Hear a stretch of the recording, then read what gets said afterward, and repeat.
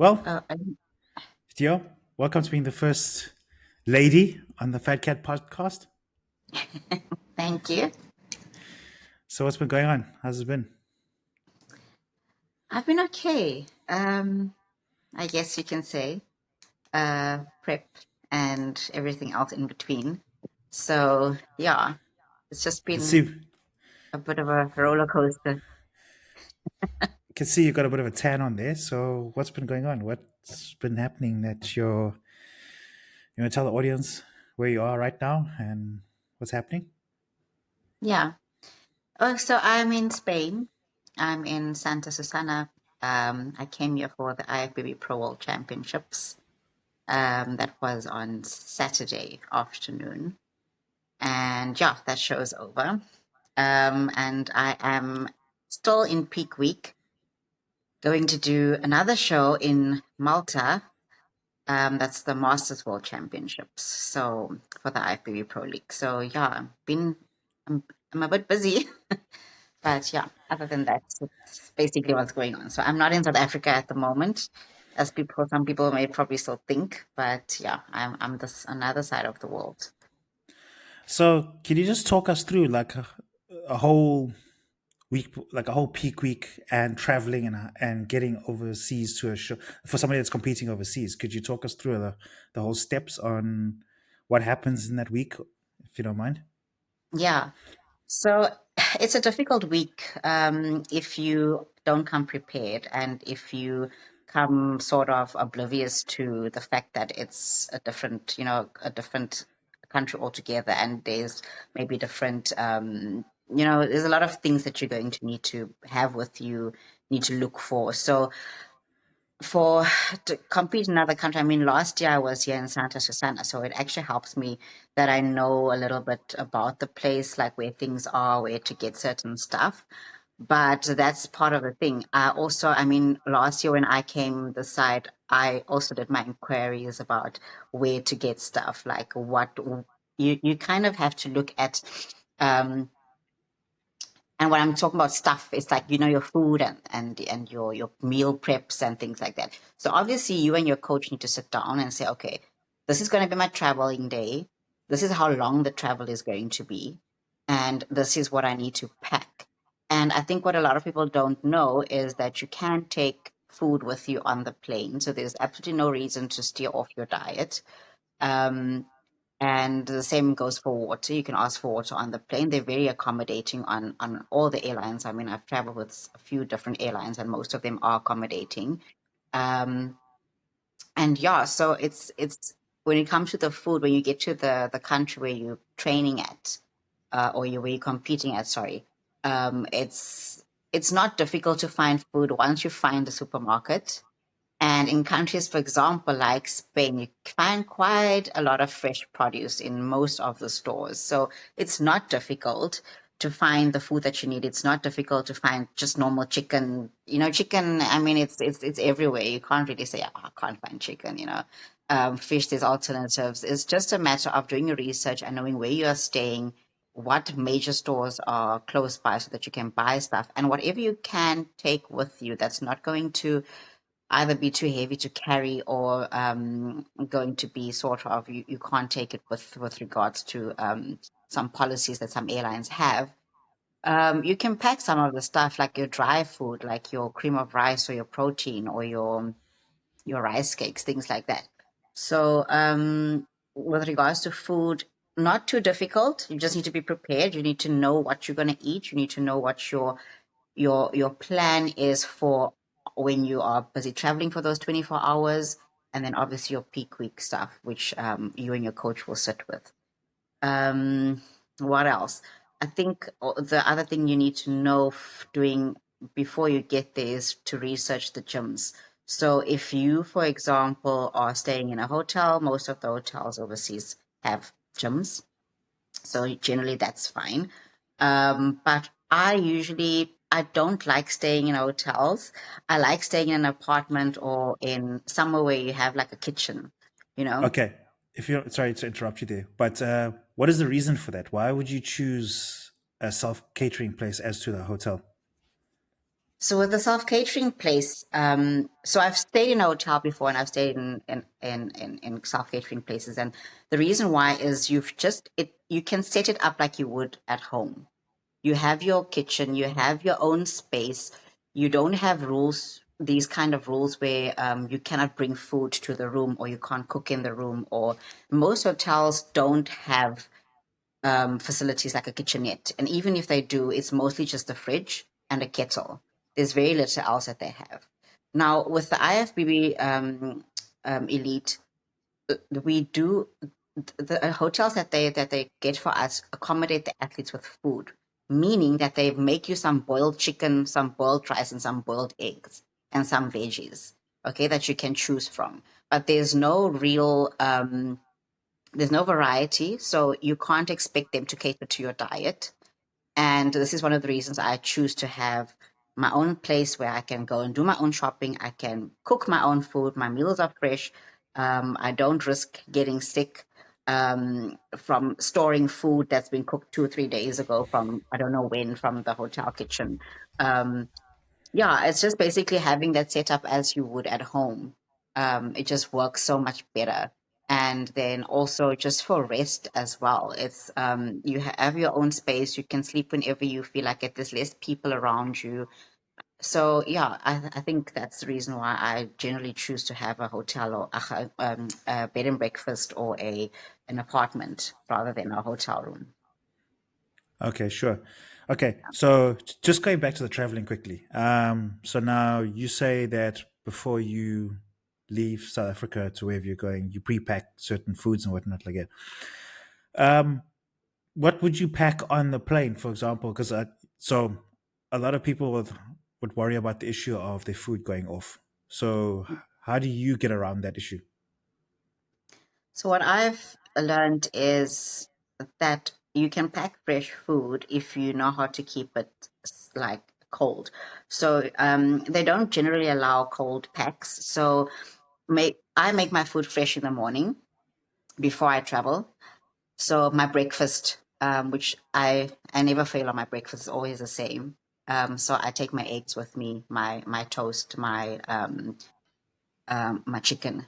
And then for the next couple of meals, I will have the usual chicken, rice, whatever it is that you need to have, meat, whatever portions that I will cook the morning of or the evening before I leave. And those meals I will eat first so that I know that they're not going to go off. I'm going to eat them within a few hours. I pack them in my cooler bag. I generally try and put them in a bag.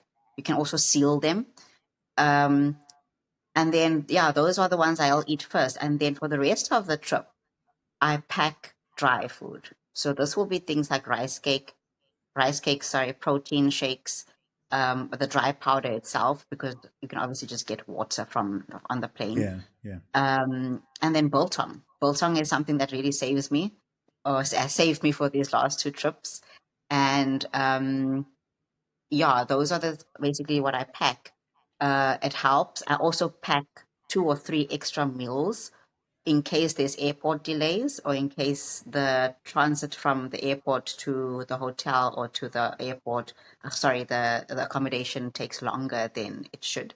So I always go prepared with extra as well and it's all portioned out. It's nothing, I don't take like my scale goes with me, obviously, but I don't scale. I portion every single meal out as it's supposed to be, including the next day's 3 meals. Um, and then those I'll eat so that I know exactly what I'm eating. I don't have to worry about measuring things out, because I have seen athletes do this while we were traveling last year, that they take their scale with them and they'll, for example, measure their stuff on the plane or whatever, just to try and save some space. But honestly No, it's not speaking, good. it really is, because what happened is before we even left the connecting flight airport, they've someone's scale fell and broke. So their Yeah. scale was just, they didn't have a scale. And to try and find a scale when you get that side, and now your whole trip is messed up because you don't have your food portioned out. So food portioning, eat your fresh food first, and then have dry food with you for your last few meals. Space them correctly so that you also don't miss your meals. And then also the extra meals that you need to have to in case there's delays on the flight. Okay, awesome. So this is all pre-planned before you fly. Yeah. The reason I'm asking this is obviously is for the audience watching. They're also trying to figure out, oh, how do I get from A to B, and what is like the whole process in the middle, you know? Yeah. And then I actually just got off a podcast with Sean now, and he Mm. also spoke about the chaos that happened in Santa Susana last year with people's Yeah. food and everything. So That's- he, Sean was being that Sean was- and said the things he needed to say, but yeah. yeah. Yeah, so now, okay, so you're a pro now. All right. Congratulations on that, by the way. Um, how does it feel now? What is so people have this perception, right? That now once you get the pro card, the big things happen. Now the cameras are on you, the sponsors are coming in, um, and now you're being invited to the Arnolds and the Olympias and the this show and that show. So what actually happens now once you've gotten this pro card? Can you tell the audience what actually happens now with regards to did all of this come, and um, does does it change from being an amateur with regards to status and rank? So when you, yeah, so when I became a pro, or I think in general, this is just what happens is you obviously your country is proud of you when you have that status. And what people may not know is in the IFBB you've got 1 year to take up your pro card. So then either after that 1 year, it's like a probation period where what they give you can immediately start competing in pro shows, or you can still compete for like a whole year in the amateur league before you actually take up your pro card. Um, you pay a fee to be a pro. Okay, so every year you pay an annual fee. And with regards to status, you kind of start back at the bottom again. So nobody knows who you are. And that becomes very apparent when you get to your first show, because really no one knows who you are. If you maybe have met someone online or at a previous amateur show, you're probably lucky. But there's much less pro athletes than there are amateur athletes, so the chances of that happening is very very low. And so yeah, it's you kind of start at the bottom again. And I mean, I said that and you know this, I've said that I only consider myself a pro once I've been on stage with standing on stage with pros, doing a show. Then I will only consider myself a pro athlete, which is this weekend. So from this weekend onwards, I've been a pro athlete. But with regards to status, yeah, people forget quickly who you are, because now in your country, you can't compete anymore, because in South Africa you can't compete anymore because we do not have IFBB Pro shows here at all. I think we used to have Arnold's now and again, like every second year or whatever. I don't even think that's going to happen anymore. So people forget you when you become a pro. Your country, actually, I won't say your country forgets you, but honestly speaking, the support kind of withers away, and you become a lone athlete. You have to do everything for yourself, and that's one of the big things I think people don't know, is that it's a very lonely sport, and you feel it. I felt it more when I became a pro and I had to do everything by myself. Especially traveling from my country, going to represent the country in a different country, I was alone. And well, I am alone at the moment as well, so that's the thing. You are forgotten until you build yourself up again, I think. And that's where I'm starting at the bottom again, having to make a new name for myself, having to say, okay, South Africa is here as well. I'm Yeah, here, and I need to start taking up space now. So yeah, yeah, so that's the thing. And with regards to sponsors, I mean, you asked me now about sponsors and stuff. Look, we're living in this era of social media, and you need to be popular, I think, yeah, for sponsors to. You can't be like have like I have only what 2,000, 3,000 followers, and think that a brand is going to give me stuff just because I've got a pro status. yeah, So yes, the people in bodybuilding will look up to you, but they, you know, when it comes to sponsorships, they want a wider audience these days. Fitness is not just about bodybuilding anymore. It's not Yeah. just confined to the sport. It's you know, everybody is like, it's fit culture, so they'll look for people who are either have very big social media followings and that are very like in the public face. And if you're not that, then you know, the sponsors overlook you. So just because you have a pro card, pro status, um, competing even, doesn't mean that now suddenly everybody just kind of falls at your feet and like want to give you stuff. So yeah, I think that's a very huge misconception, especially with the new novices coming through. Right. So I'm just looking at some of the questions here. So people want to get some into the nitty gritty stuff and get to know who you are. So who is Dio? Where did she grow up? And how did she get into the fitness world? Okay, so Dio is just a farm girl from Queenstown in the Eastern Cape, where there's absolutely nothing bodybuilding related at all. No, I wouldn't say at all, but yeah. Um, I yeah, I studied medicine after school and then came to KZN afterwards. Yeah, Sorry, so just before we get to the school, the varsity stuff and everything, were you active in sports or any activities while you were in high school? So in high school, when I was in primary school, I used to be much more active within sports. I used to play tennis, a little bit of netball, and hockey as well. Hockey I carried into high school, and then I became more of an academic at that point because then I kind of already knew what I wanted to do after school. I also did a lot of cultural activities. So I played piano for my entire school what career, or how do you say it in English?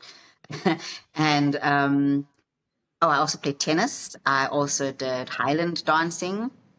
Yeah, so I was quite active for quite some time, but mostly in primary school. And then in high school, like I said, I only kept the hockey going up until I didn't. And then it was mostly just drama, musical theater, and music. Yeah, that was basically it, and then the academic part of stuff. So that was mostly what I did. But I wasn't like a I was good at hockey, quite good at it, but it wasn't something I wanted to do for long term. I just played it because it was something nice to play, and you kind of had to do something as well. So that's basically how I ended up there. I did want to do a few things that wasn't available because of how small the town was.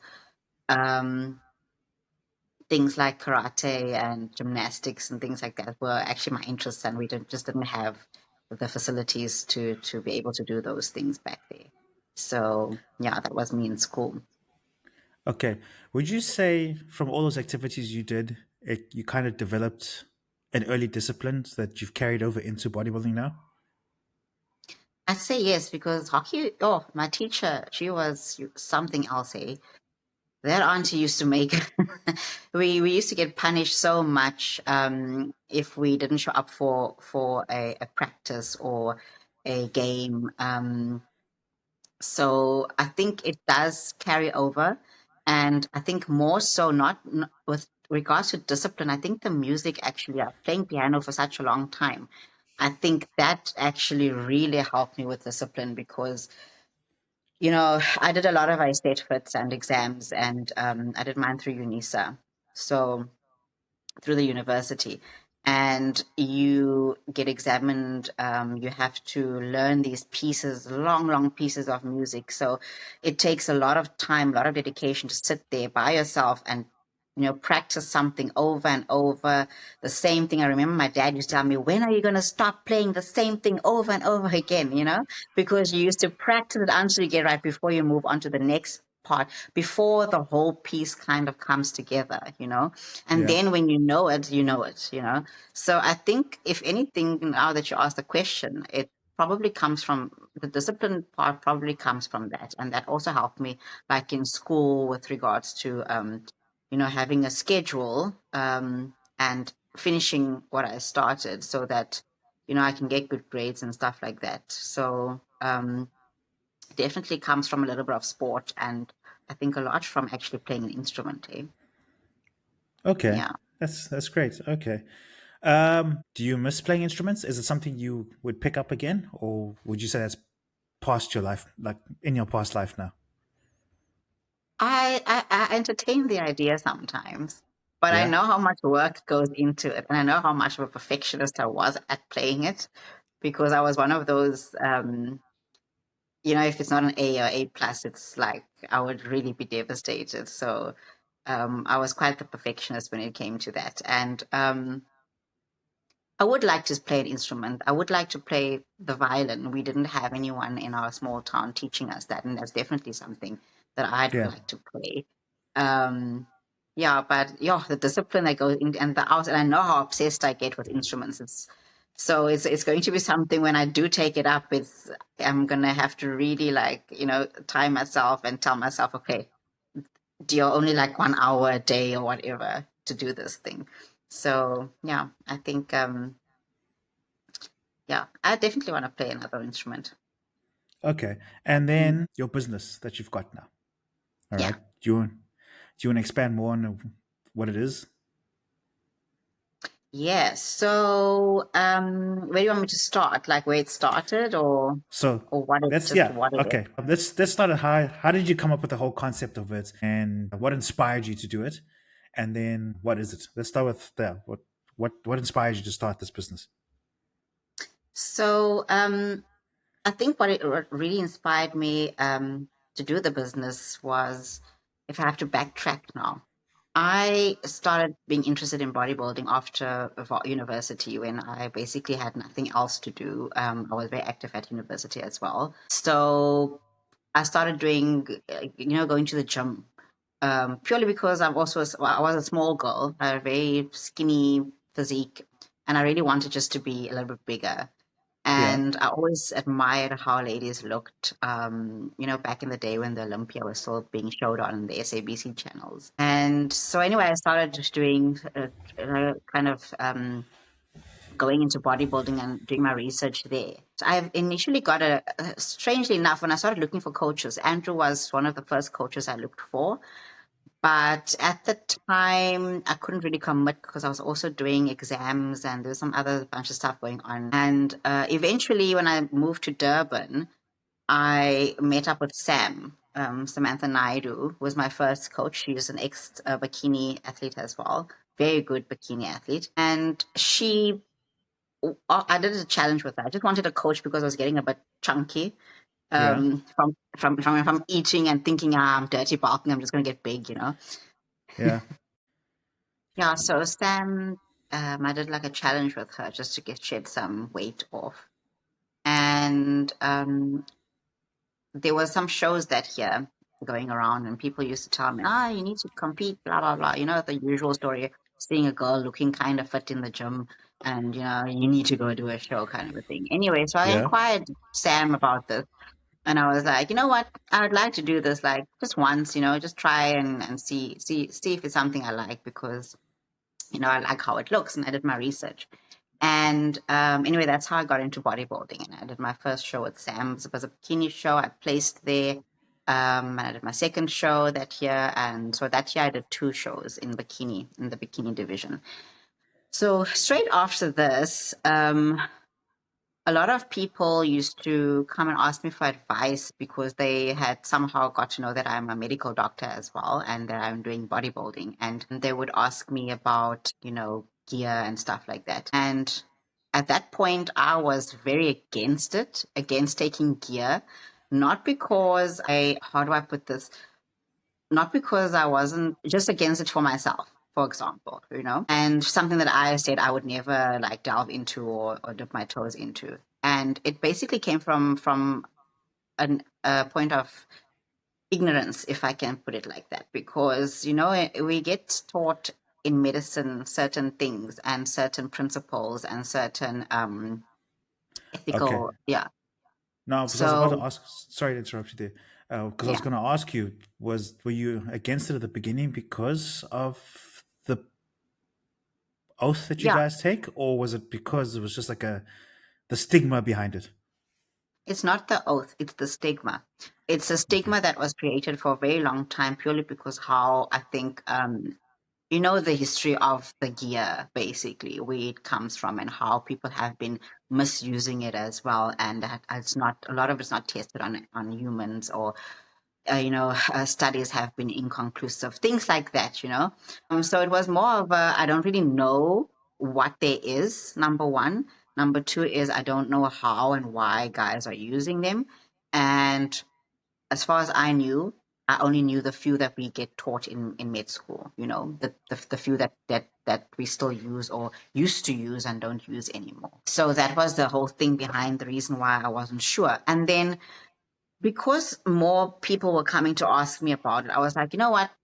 Um, Let me just kind of research this thing because I actually enjoy bodybuilding and I actually want to know more about why, you know, the whys and the hows and the reasons behind these different things. So that's when I started researching the drugs.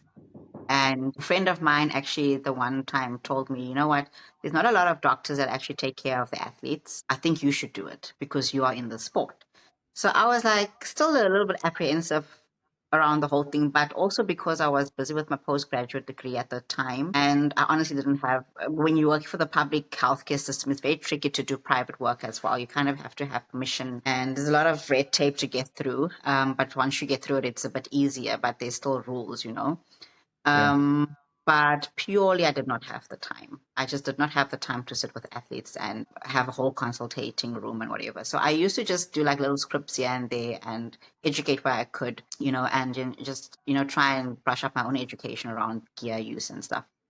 So when then COVID came and the idea kind of fell away. Not fell away, but there were more important things to deal with at the time. And I was in my final years of my postgraduate degree. And yeah, I think when I started taking up bodybuilding, when I started competing again, when we could start competing again, that's when I started thinking a bit more seriously about it, thinking about, you know, how can I help my fellow athletes to do this better? Because you just hear about, you know, the deeper you get into bodybuilding, the darker it gets. And, you know, there's so many things that people are doing. And I don't think it's, a lot of it is ignorance. A lot of it is in vanity, but it's also because nobody cares to educate them.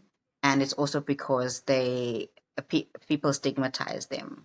So it's very difficult, especially with the men and females as well, but with the men, because I think, you know, most boys want to use something to get big and strong and whatever, but then they start abusing the stuff. And then what my The colleagues are bulkers and doing now, cutters.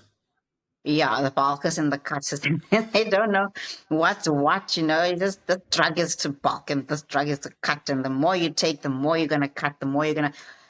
So it's chaos, you know. It's absolute chaos, and somebody needs to say something, and somebody needs to do something, and not sit back and watch these young guys destroy themselves. Yeah. And that's basically why I stepped in, because there is no one, well, I wouldn't say no one else, but I think who is as invested as I am at this point. I don't think there's anyone else in South Africa that is doing it. There are a Yeah. few doctors who are open and that will help or will refer, but when it comes to actually knowing exactly which drugs, why, and how to plan cycles and what to look for on bloods, and I've spent a lot of time, I'm still spending a lot of time trying to educate myself, because it's stuff we don't get taught in medical school, not in pre-grad, not in post-grad. There exists no program for us to actually help with enhanced athletes at all, because it's looked upon like in such a bad light. So this is basically where I come in. So instead, and this is where the oath, where you're asking about the oath, comes in with the, you know, the first do no harm thing. Both Geneva and Hippocratic oath, doesn't matter which one you're taking, it's the same principles. First do no harm. And if Yeah. I'm going to send someone out of my consultation room because they want to use drugs and not tell them this is the pros and the cons and this is how you need to approach it, if that's doing harm, me sending a person away and telling them, you know, the things that I've heard athletes tell me that other doctors have told them, that's me doing harm. And I am not going to be that person. I've always said that since I was at varsity, like when I'm finally a doctor, I want to be that person that can explain why things have to be a certain way. and not just treat a disease, but I want to prevent things from happening. Like, and that's basically why I've moved away completely from the public healthcare sector so that I can be more of a preventative in preventative medicine, in prophylactic medicine, in, like, stopping it before it gets bad, so that I don't, because most of us are taught to treat pathology. We're not taught how to treat how to put this, healthy people, that potentially might do things that can actually harm them. So that's the difference between what I think I'm doing now and what we are generally taught as medical doctors. Would you say that there would be some sort of benefit if, let's just say, okay, bodybuilding doesn't have their own doctors, okay, but let's just say big organizations like the Olympics and the um, the EFC, the UFC, Mhm. and the boxing federations and whatnot, if there was some sort of, if people were going into that occupation or were chosen to be the doctors for those federations, would go under some sort of education or some sort of course that was designed for them, at least if it was like the good and the bads of Yeah, these substances. I mean, obviously they're all promoting drug free, and obviously with sponsors involved and everything, they can't be waving it around like, hey, my athletes are using A, B, and C. But like, yeah, at least like the stakeholders that involved with it would have some sort of like backup plan there, so they would know, okay, we're testing this guy, we're getting him medically tested, and they found A, B, and C in his system. He could actually, it would be safe enough for him to sit and chat with the doctor about this stuff. yeah, Because I feel, um, look, I'm not going to say all of it. I'd say about 20% of people doing stupid things is because of they're afraid to go and speak to their doctors about it. yeah. No, definitely. What you're saying is true. I think, sorry, my prep brain. No, what you're saying is true. Yeah, there should be someone in each sport, or at least someone who covers that. There's no kind of course or guide as to what to do. So it'll definitely depend on the individual and their interest in the sports to do it. And I mean, we do have sports medicine that is open only to medical doctors as well, but it also doesn't cover drug, Mm. the drug, might cover a little bit of drug abuse, but it doesn't really cover safe use. So that's the difference between what I think we need to have and what's available at the moment, because these other sports do have their doctors, but they focus more on injury prevention and, yeah, those kinds of things, or performance enhancing that way, rather than actually, using these drugs. And it's because of the fact that it's banned in most federations and most sports. But you are going to get the athletes that are using them. So, like you said, if you identify the athlete, there should be someone that you can send them to, and have them checked out, and make sure that for the next show or game or match, that they are healthy and ready to go, and that there's some kind of a plan in place for them if they choose to use these things outside of the sport itself. So, yeah, there's just it's such a big gap at the moment that it's very difficult to really say, like, what I can offer or not. It's just something I'm still researching. And it's very tricky as well because, like we said, it's some of the substances are banned in most of the sports, and the guys want to use the stuff. And if I tell them you can't use it, they're still gonna go and use it. They're gonna go get it from some some gym rat or some guy, some whatever in the gym there, that's the Joe most Schmo jacked who makes guy. it in his garage in Yeah, Pinetown, yeah. yeah, and it's they're gonna get the wrong stuff, the wrong. It's just chaos. So, and this. Like, I mean, yeah, these boys, they search out the most checked guy in the gym, and it just goes downhill from there. And the same with the females. It's not just, I'm just putting an emphasis on the guys because those are the more verbal about the stuff, and those are the Yeah. people who used to come to me first. Ladies are still quite scared. I know that they are using. There's always telltale signs as well, and but yeah, it's, I mean, the ladies especially, it's dangerous because they are going to these personal trainers or whatever, and I'm not making it them seem bad or anything, but when the gym environment, people go there, they see, oh, there's the next a chick looks thick or this guy looks, jacked, whatever. And then they want to go and ask them, okay, now what can I use? And then there will be someone who's going to tell you use X, Y, and Z Mm. because you want to because you want to cut. But it doesn't tell you anything. They don't tell you anything else about it. So that's where I come in. That's where I think a need, the gap needs to be filled is like the hows. And there's not a lot of coaches that know even how to actually train their clients, that especially in the bodybuilding community, or if you look at all the weightlifting stuff, like your powerlifters, your strongmen, strong women, your bodybuilding, those are the places where these things get used mostly. And even just now with the whole fitness kind of, what do you call it? This whole fitness thing that everybody is in now. Everybody wants to be fit. Everybody wants to look like the next wellness girl. Everybody wants thick legs, thick arms, thick this, the blah. People are general public are just using stuff now because their trainer or their friend told them, but the bodybuilders are using this, so you need to use this so you get big. Yeah.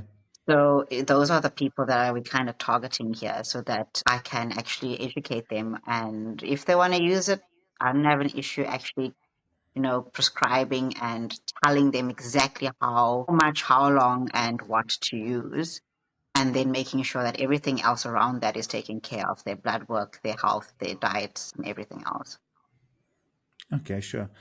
All Yeah. right. Just a quick one on the blood work. All right. Yeah. Um, how important is a full panel of blood work, whether I'm an enhanced athlete or not? How important is a full panel? Because the reason I'm asking this is, if I go to the average GP just down the road, all right, and I get a blood panel, he's probably going to test four things, all right, Yeah. and then now if I've been doing a full-on chemical warfare, and then these four things get tested, and these four things are absolutely fine, then it's like, Mm. okay, carry on, and then the next 2-3 weeks after that, now I'm horribly sick. So it's something that I always iterate to my clients or to anybody is just get a full panel done. You know. Yeah. So as a doctor, Yeah. could you explain more of how important this is? Yeah, you need to have the full panel. Like you said, most people and what I've seen being tested, they'll test only like probably half, not even half of what I test. And you tend to miss a lot when you do that. You remember when we're taking these performance enhancing drugs, it doesn't only target muscle. It doesn't only target the kidneys. It targets a lot more of basically every single organ there is in the body because these receptors sit everywhere. And the combinations of the stuff that people are using as well is everything has its own kind of preference where it wants to go and work. And also the cumulative effect of the drugs as well. So you need to check way more than just a kidney test and a testosterone to Mm. understand what's going on because these things interlink, especially when it comes to hormones. Hormones kind of drive everything. And if one side is off, you can probably be almost sure that it's off somewhere else as well, somewhere else on that axis. So, for example, if your fertility hormones are off track, then most likely going to have issues with your thyroid, etc., etc. So these things Yeah. all interlink. So you can't just have like, oh, my kidneys are fine, I'm okay. Also, we also need to remember that there's a different values for athletes than there is to, and this is what we do get taught in medical school, is that there are different values for athletes and different age groups and different sexes as well. So you can't just say this number is normal, or do a blood test and the doctor tells you this is normal and there's no kind of context behind it. Yeah. So it could be normal, but it could be suboptimal, you know. Or what another thing is that some clients that have come to me and they're scared. They're like, my bloods are abnormal. My GP did X, Y, and Z, and these were abnormal. And when I look at them, I'm like, but this is not abnormal. This is actually in the normal for the athlete and the age and the type of sport you are doing, for example, or for what you've been busy with. There's certain times that certain things need to be done. There's certain different values, like, people stretch this thing about, for example, if I just taking time into consideration, a lipogram, everybody thinks you need to be faster to do a lipogram, and it's absolute bullshit. Like, there's values that if you know your values, you know what you're reading and you know how to connect the stuff. So when it comes to blood panels, it needs to be comprehensive. It needs to cover a lot. And if both for unenhanced and enhanced athletes, because I think there's this massive misconception that natural athletes are healthier athletes that take enhancement, and it actually could be the reverse.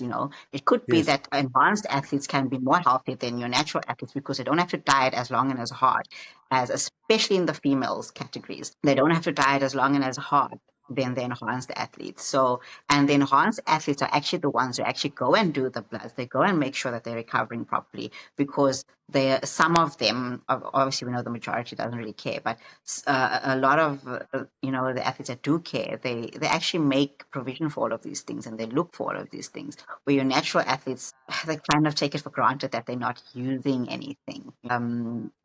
Whether it doesn't matter which kind of athlete you are. You remember, you're training hard, you're diet restricting, you're putting your body through stress, and all of that will come up in blood, and you need to kind of nip it before it becomes a problem.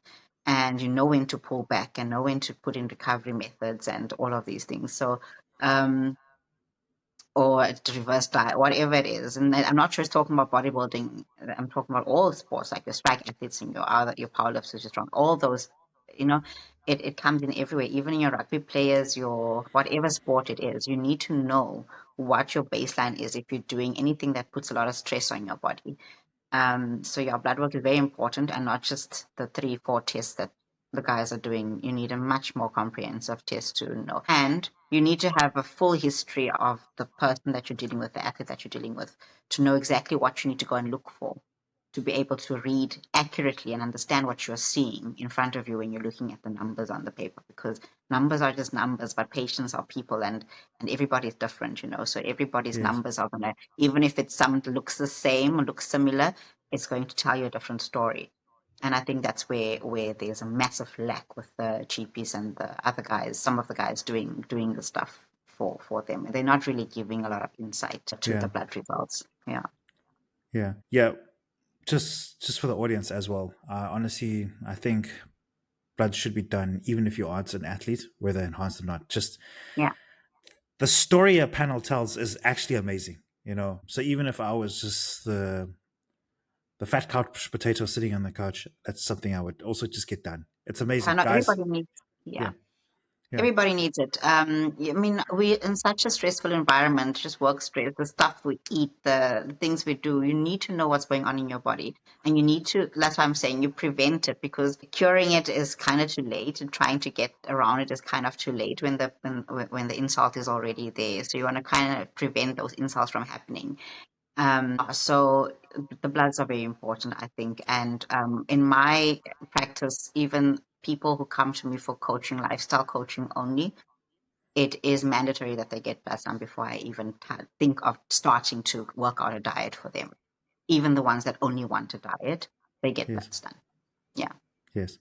It's crazy. I get a lot of people that ask me, like, when I decide to hang it up, what are the things that I'll keep from bodybuilding going through the rest of my life?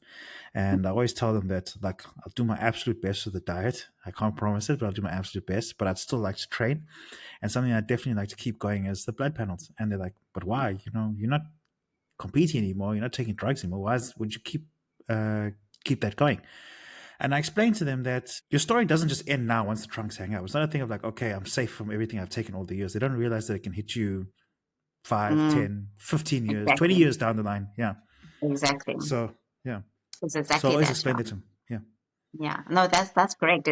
You might not see it, and this is, I think, why a lot of people push so much, is because they think that you should immediately see all the side effects, and then if you don't see it, then you can push more, push longer, push harder, and whatever. It catches up to you, so that's something that you need to understand when you start delving into the world of performance enhancement. You need to know that eventually it does catch up with you, and the more diligent you are in actually making sure that you are okay along the way while you're using it, the better the outcome is going to be in the long term. So yeah, I think I would do the same if the moment I leave, stop bodybuilding, hang up the shoes.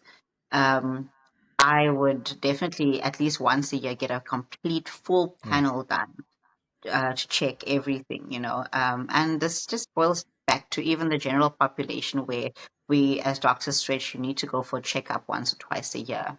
This is where that also comes in. It's just you feel healthy, but you never know when something is going to creep up, and you want you want to stop it before it's too late, and especially when you're looking at things like cancers and hormonal stuff, That's what's going to be my next question. So obviously I'm asking so the audience understands. People that work in the industrial environment, with mechanics, oil rigs, oil refineries, and all that kind of stuff like that. There, do you think it would be beneficial for them with their annual checkups to have bloods being put in it? I know it'll end up being a costly factor for the companies, but would you say long run that would help mitigate future risks that come with involved with working in industries like that? Yeah, I think you should at least have once a year, have those panels done. Do things look, they can obviously concise it a little bit and get someone to work it out for them so that it's a bit more cost effective in that way. But I think if a company really cares about the employees and if the employer is also there, I mean, even if the company doesn't pay for it, I think if you work in where you have industrial, where you have exposure to chemicals and smoke and, like you said, like oil rigs and your miners, etc., you do have to go and check. You have to go get your X-ray done, at the least check your lungs, because that's the one thing that gets affected the most, I think, is the lungs. You get your kidneys checked, and then also your tumor markers, the ones that we can screen for, is something that I think is good to do at least once a year, just so that you have a trend, because then you can actually look. It's like bloods is just like a snapshot of a moment in time.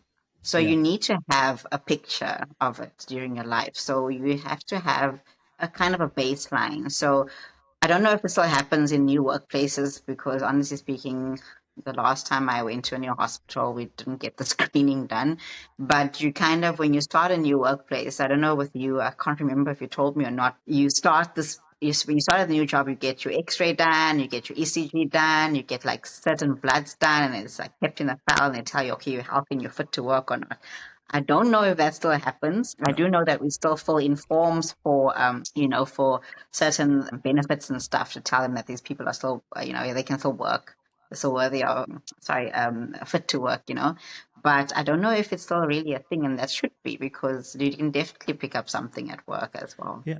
No, when I was working for Maersk, that's how things were done. Transnet, yeah. Yeah, and I have a Transnet's feeling this trans. is a Yeah. KZN based thing, to be honest, because honestly speaking, the last time I had these things done was when I was an intern. And I mean, this was like, at 14 years ago. And I had it done once only at one of my rotating hospitals during my postgraduate studies, which was probably 6 years ago. So it's like, and I've worked in so many different hospitals even, and they don't even do it there. So I think it's just it's a cost thing, I think, for the companies to know they don't do that Yeah. anymore.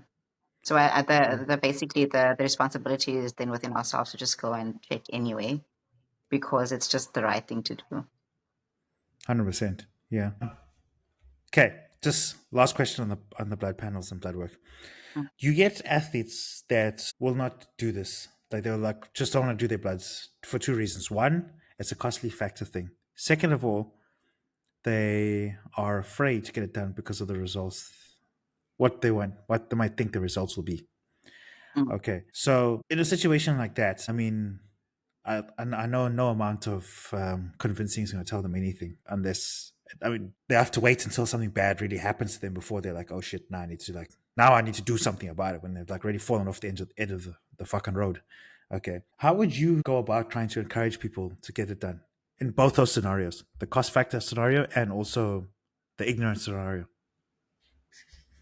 So the cost factor scenario, I've actually tried to really bring down or make it available for most people. With regards to that, I think people need to understand that if you want to do this sport, it's going to come with costs, whichever sport it is. So you need to budget for that. So even if you don't do it immediately, you need to do it at some point if cost is a factor.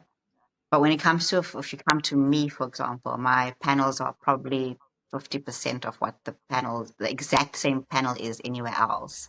So I've already made it quite accessible and quite affordable for people to actually do. And this includes my consultation. So this is the bloods with the consultations that cost half.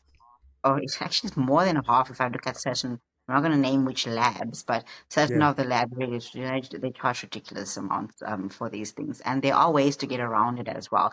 So if someone comes and talks to me, I do have a way of getting the stuff done at a very affordable price, or at least we can kind of work something out for that athlete if they're really serious about doing it and they're really serious about their health.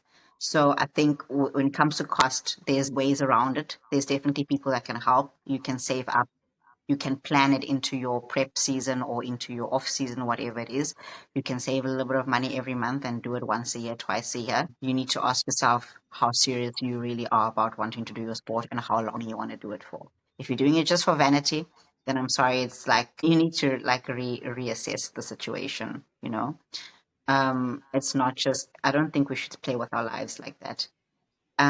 When it comes to the other part, I think that it's the ignorance, like, oh, I'm just going to do.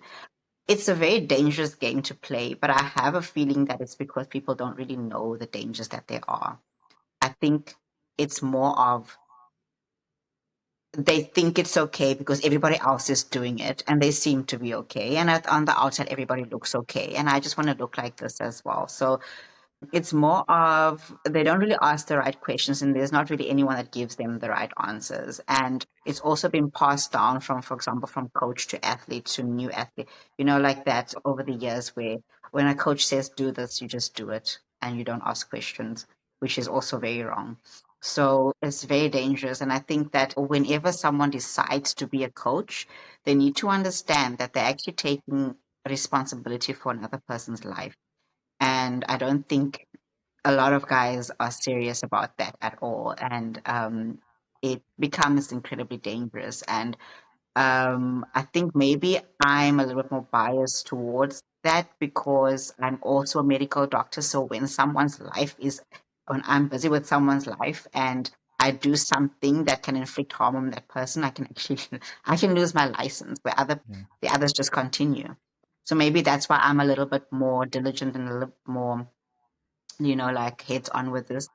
But I think it's the responsibility of every single coach that calls himself a coach that wants to train people, that wants to give people diets, and especially the ones that want to coach athletes. You need to educate yourself on the things that you want your athletes to use. So if you tell your athlete, use Winstrol because you're going to get nice and hard and dry, okay? And your athlete asks, but okay, now what's the side effects? And tell them, don't worry about that. Just take the thing. You're going to look good after. I mean, what the hell, Mm. Like, and this is the stories, and I'm not making this stuff up. I mean, I've dealt with a lot of athletes that come from different places, different parts of South Africa, different coaches, and some of the stories are really just sad. It's really sad, and it comes down to a point where some athletes don't even want to compete anymore because of their experience with these drugs as well, which is very sad. So yeah, I think it's ignorance and just a lack of education. It's a pure lack of education, I think it is, and a lack of interest. Would you like to know my answer to both? Yeah. I think you're an idiot in both situations. If you got money, Yes. if you go with situation one, if you got money for 3 grams of tren a week, I think you got money for blood panel, and rather Look, just do this like is and see how little you actually need to yeah, actually grow. And in the second scenario, I think you're an idiot because if something is wrong with me, like now, why would I want to hide or leave it until it's too late before I do something about it? exactly. So Yeah, no, I think it's it's crazy. idiocracy at its best. Yeah. Yeah, no, I agree with you. If you have money to buy drugs, you have money for a blood panel. It's as simple as that. Correct. The one month that you're not on drugs, use that 1 month's drug money and buy a blood panel. It's as simple as that. 1 month drug Correct. money. It's like really. It's a matter of people are just not bloody serious, man. They're just not. Like, and I'm Yeah. gonna say it, and I put it on record. People are not bloody serious. They just want to do. It's this thing of immediate gratification. There's just no thought behind anything. They just want results. They just want and it's all for clout and it's all for fame. My So yeah, signature, my that's signature words on every episode of the podcast: delusions of grandeur. it. Yes. Yeah. Um, Look, I'm not going to say names, but a pro who was giving advice on this whole situation said that if you actually half your dosages or even quarter your dosages, one, first of all, you'll get bang for your buck. Second of all, you'll have enough money to get a panel done and see that you're a lot safer off than what you were thinking you were Yeah, doing, taking all that stuff. yeah, Yes. Yeah. yeah. No, it's exactly that. Because, like we say, as far as my research goes into these things, like more is definitely not more. It's just Yeah. more side effects. It's just more androgenic effects for females. It's just like you can get so much done with so little, and because people are just not willing to like just do it like that. And I think, they think that even our Olympian athletes are on these copious amounts of drugs and this, like, first of all, even if they were on that amount of drugs, these guys are getting their health checked all the time. I mean, there's certain athletes, and some of these Olympian athletes that go and their coach wants their bloods every 2 weeks because they're on Yeah. a specific program. Yeah. And our people don't even want to do bloods once a year. So, like, Yeah. who are you? Who are you to, like, I don't know. People are, yeah, delusions of grandeur, like you said. It's just, it doesn't make sense. That's like, I do a minimum of 4 times a year. They're like, 4 times a year? That's absolutely insane. But I mean, I can honestly say from doing that, how many times have we stopped something from happening when we've seen certain Mm, red flags, mm. and allowed me to have longevity in this? And I think what you are a good example of as well is when you do your panels, and we've got this whole record of your panels and a whole timeline of it, and we know exactly when there's a problem. Number one. Number two is that because of this, we've put in recovery protocols and protocols which will actually mitigate all of this. So if even if we were to expect something to go wrong, and we've seen this, not go wrong, but we're pushing the ball a little bit.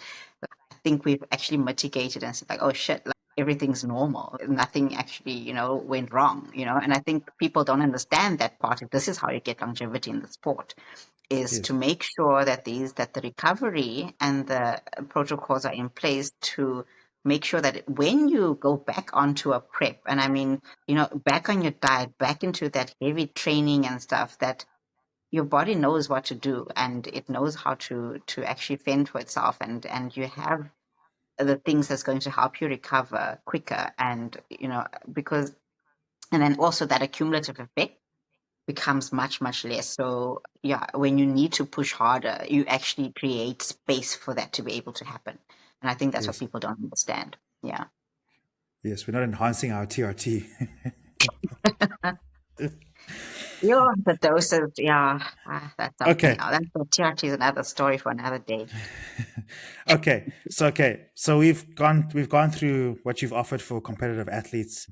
Actually, not competitive athletes. Everybody, in fact, with regards to safety around drugs and blood work and everything like that. What else does your business offer? Like, I've seen on your Instagram that you've advertised some cosmetic things as well. So yeah, so I'm actually do aesthetic medicine as well. So your usual Botox, your fillers, those kinds of things. I've moved away from obstetrics and gynecology, but completely. I do gynecology as well. I do all the mostly your hormonal issues, and focusing more on menopause, infertility, and then all other hormonal issues like your PCOS and transgender, those kinds of things. So all of that I still do with regards to gynecology, and then a little bit of urology. Yeah, so I'm still a doctor. I can do GP stuff as well. It's just not my focus at this point, but I do offer that as part of coaching. So when I do coach as well with Team ESPC, I do. So I'll do a lot of lifestyle. Actually, I think the majority of my clients are lifestyle clients and clients with issues. So either for some reason they can't lose weight, and we don't look at it. You do the bloods, you check. Okay, you check the history, check the family issues, all of that. I can do genetic screening as well of every does small, from the small to the big panels. It just depends on how much you're willing to invest in that. Um, yeah, so there's a lot that I do that is basically focused around enhancement. So if you think about the aesthetic part as well, and then obviously preventative medicine, the coaching that comes into play there. Okay. You mentioned fertility. Is that fertility for females or both genders? Me- Am I allowed to say that? Well, Uh, yeah. gender. Yeah, I do fertility. In my opinion, fertility shouldn't be isolated. I mean, if you want to have a kid, a baby, it takes two to tango. It's like, can't treat the one and then the others is like, there. So I treat couples. Generally, the ladies tend to come first, and then they get more information, and then they're like, oh, okay, and they bring their partner. So infertility is something that I like treating couples. I do have to mention that I'm not a specialist. I just have a very keen interest in fertility, and obviously I've had the training for it because of my postgraduate training in obstetrics and gynecology, and obviously I can refer if it needs to be referred as well. But Okay. yes, I treat both male and female, and I actually have more male clients than female clients or patients for Okay. fertility. Awesome. That's good. I don't think men should be ashamed of the fact that can't come and talk to a doctor about it, or in fact, talk to anybody about it for that matter. But like knowing that there's actually a doctor out there that they can actually come and speak to about it, because as men we have a certain pride thing, and for whatever reason, it's like shame on us kind of thing to speak of such Mm. things, and Yeah, it's actually good that there's actually a doctor that. So guys, now there's a doctor out there you can go and speak to about it. And then I just wanted to touch on the genetic testing. Could you elaborate a little bit more what that is? so, look, I know some of the genetic testing that's out there focuses on, looking at, like, how do I put this? With regards to the fitness industry, just looking at like kind of what diet would be best for you, or what kind of sport you need to do, or if you're more of an endurance person, more of this and that. So there's a lot of it's very broad, and I don't want to get into too much of it.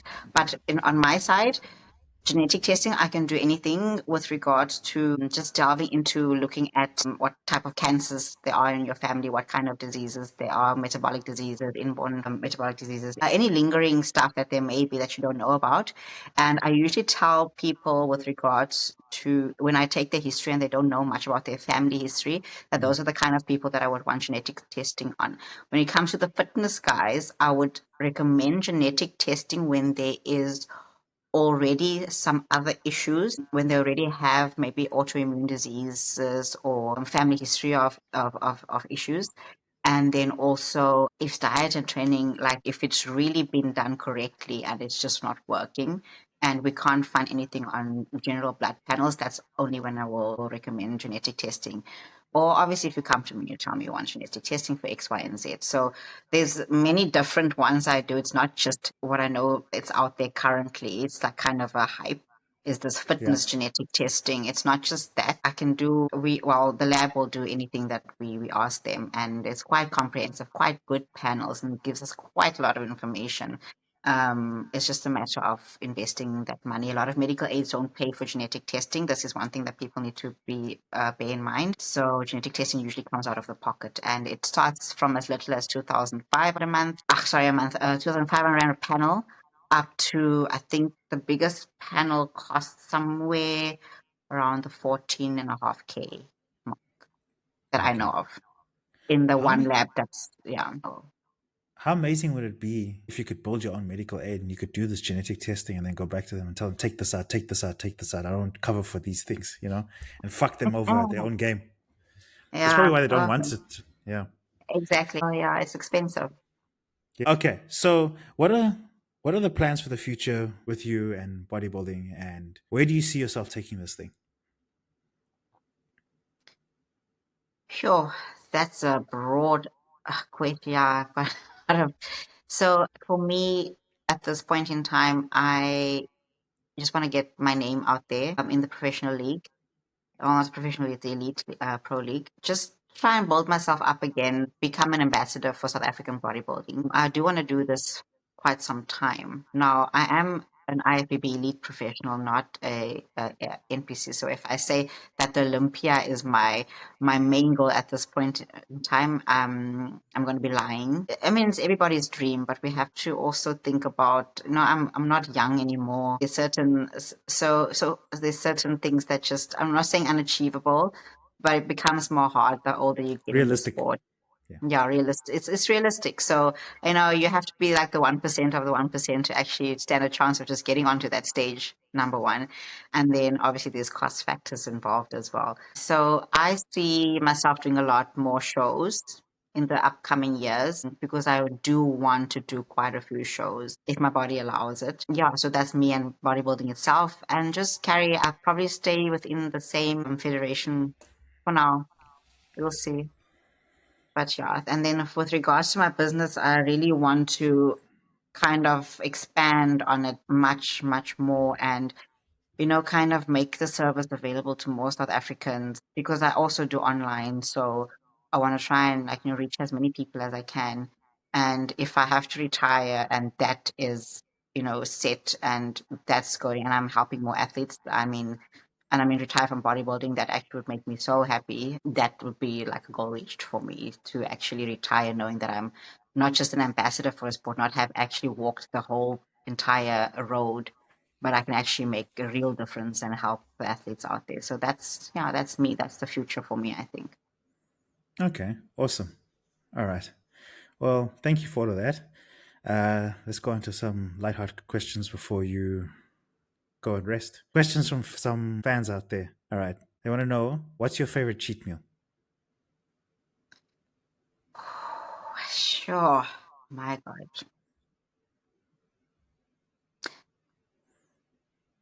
Anything homemade actually, because like I can make quite some banging food, man. Like, I cook I have to say that I can cook quite some decent, like, treats and stuff. So I'd say, but if I have to choose something from outside, I always tend to go for a burger. And I like my Mama's burgers, Okay. or any really good burger. Or, yeah, I really Okay. don't think that much about it. Like, we love food, but I don't know. Yeah. Biggest meal consumed in one sitting? Biggest meal consumed in one sitting. Um,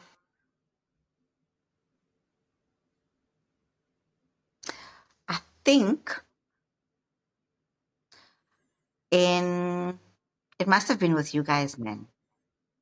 Once, yes, my memory is so bad right now. You're asking me this very difficult question. No, no, I'm just trying to think. There has been a point where I've had, you mean in one sitting, like in Yeah. one sitting. It doesn't matter. Some I'm, any part of your life. It doesn't matter. Any part of your I'm, life. I'm, I'm a The small greatest moment. person. Yeah. I'm a small person. Okay, so for me, a big meal, and I would say there's actually something that's happened, and only in the last few years is a burger, a full Mama's like properly stuffed burger with the chips and then 3 donuts. I think that's the biggest it goes. I don't think I've done bigger than that. I don't think my body is actually capable of doing something like that. Okay. Yeah, Beef or I've never chicken? had beef. Beef. If you could eat one source of protein and one source of carb for the rest of your life, for your bodybuilding life, should I say, what would they Mm. be? Beef and potato. Beef and potato. Okay. Okay. If you could have one meal on your diet for the rest of your bodybuilding career, which meal would it be? So however many meals you've got in a day, you have to eat that same meal every day for as long as you're still rocking the heels and bikinis. The meal is currently on my diet. Yes. My breakfast. My Okay. breakfast. Because my breakfast got eggs, it's got meat, it's got bread. I eat that all day. Okay. And if you could pick anything within reason, of course, now. Mhm. The, so if you had one meal if you could pull it off your plan, one meal that you'd have to eat for all your meals for the rest of your life, what it would be? Oh, another one of the other meals. Yeah, whether it's been on this plan, your previous plan, something healthy from before you even got into this industry. Like, you want to know what it is, or just No, if you had to pick which it, what? meal? Yes, Just which meal? yes. That would be my supper or the evening meal. Okay, all right. Um, if you had to choose between bodybuilding for the rest of your life or previous thing that you're interested in for the rest of your life, like dancing or piano, as you mentioned, as a career. Sorry, I didn't read the rest of the question properly. As a Oh, career. that's a cool. Oh, So let's just say somebody came to you and you're going to get the bodybuilding life. You're going to get the sponsors, the fancy cars, the cameras, the social media, everything. Or if you're choosing something from your past life and the same story, but making a success out of it. I would have to say music because that's the one that's gonna pay me the most. Just dancing like your bones get old and you can't flex no more. No, yeah, no, definitely music because you can play instrument until you're crooked and old and Yeah. unless you get arthritis. But like yeah, no, definitely music. Yeah, yeah, I'd rather No, choose music. when I read the question, I was like, come on, bruv. Music. I mean, fucking hell. Music's like a forever payday. Yeah, exactly. Yeah. Yeah, Okay, dear. Thank you so much for coming on. yeah. I appreciate having Thanks you. for having me.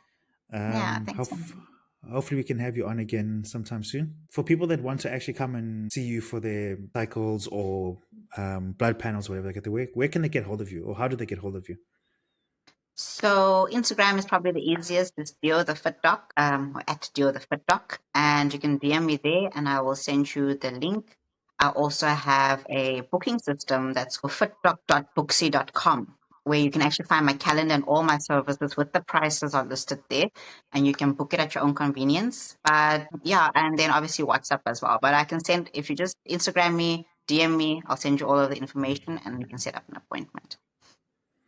Okay, awesome. You heard that, guys. So please, I'm going to stress the fact again. Get your blood work done. See what's going on in your life. Whether you're competing, whether you're not competing, enhanced or not enhanced. Guys, please get the blood work done. All right, ma'am. Thank you so much. It was awesome having you. And I'd like to have you. And it was fun. All right, Guys. see you. Okay. Bye.